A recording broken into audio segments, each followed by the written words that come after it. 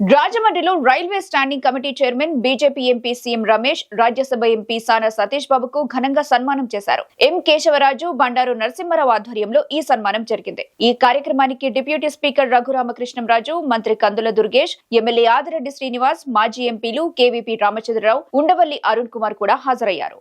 రెండు విషయాలు, ఒకటేమో కేశవరాజు గారు, నరసింహారావు గారు రాజమండ్రిలో మమ్మల్ని సన్మానించడం, అలాగే ఇంకొక మరపురాని విషయం, ఈరోజు ఢిల్లీలో చాలా సంవత్సరాల తర్వాత భారతీయ జనతా పార్టీ ఆప్ని చిత్తుగా ఓడించి అక్కడ అధికారులకు రావడం. ఈ రెండు విషయాలు కూడా చిన్న విషయాలు కాదు, మర్చిపోరాని విషయాలు. ఈరోజు ఇంత అభిమానంతో కేశవరాజు గారు, నరసింహారావు గారు రాజమండ్రిలో ఇంతమంది ప్రముఖులను పిలిచి సన్మానించారంటే ఈరోజు మా పైన బాధ్యత పెరిగింది.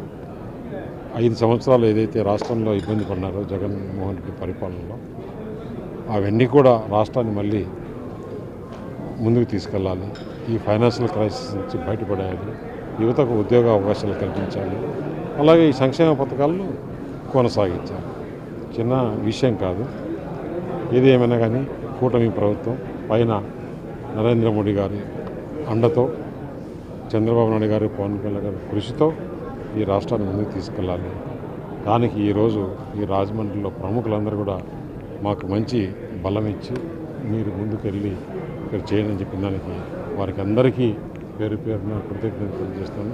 ఎవరైతే ఈ సన్మానానికి వచ్చి వారందరూ ఇక్కడ మాట్లాడారో, అలాగే ఈ సన్మానం చేసిన కేశవరాజు గారు కానీ, నరసింహారావు గారు, ఆ భగవంతుడు వారు ఎప్పటికీ కూడా మంచి జరగాల, ఆ తిరుపతి వెంకటేశ్వర స్వామి వారి ఆశీర్వాదాలు ఉండాలని చెప్పేసి తెలియజేస్తాను. మీ అందరి సహకారంతో ఈ రాష్ట్రాన్ని నేను కానీ, సానా సతీష్ రాజ్యసభ తెలుగుదేశం నుంచి ఎన్నికైన ఆయన కూడా ఈ ఆంధ్రప్రదేశ్ మంచి చేయాలని చెప్పేసి మీ సహకారం కూడా కావాలని కోరుతున్నాను. మన ఆంధ్రప్రదేశ్ కూటమి ప్రభుత్వం బ్రహ్మాండంగా చేస్తుంది. అందులో చంద్రబాబు నాయుడు గారికి మంచి ఎక్స్పీరియన్స్ ఉంది, ఆయనకు పరిపాలన అనుభవం ఉంది. తప్పకుండా ఇక్కడ గోదావరి పుష్కరాలు చాలా బాగా గడ్డ మీద ఇటువంటి సన్మానం జరగటం మాకు చాలా అదృష్టంగా భావిస్తున్నాం. ఇది ఇంకా బాధ్యత పెంచింది. నేను వీళ్ళందరూ కోరుకున్నట్టు రాజమండ్రికి క్రికెట్ స్టేడియం విషయంలో త్వరలోనే కృషి చేసి దాన్ని ముందుకు తీసుకెళ్తానని చెప్పి, ఈ గోదావరి జిల్లా అభివృద్ధికి పోలవరం ఇష్యూలో కానీ రమేష్ గారితో కలిసి పనిచేసి రాష్ట్రాన్ని ముందుకు తీసుకెళ్లే దాంట్లో కృషి చేస్తానని తెలియజేస్తాను.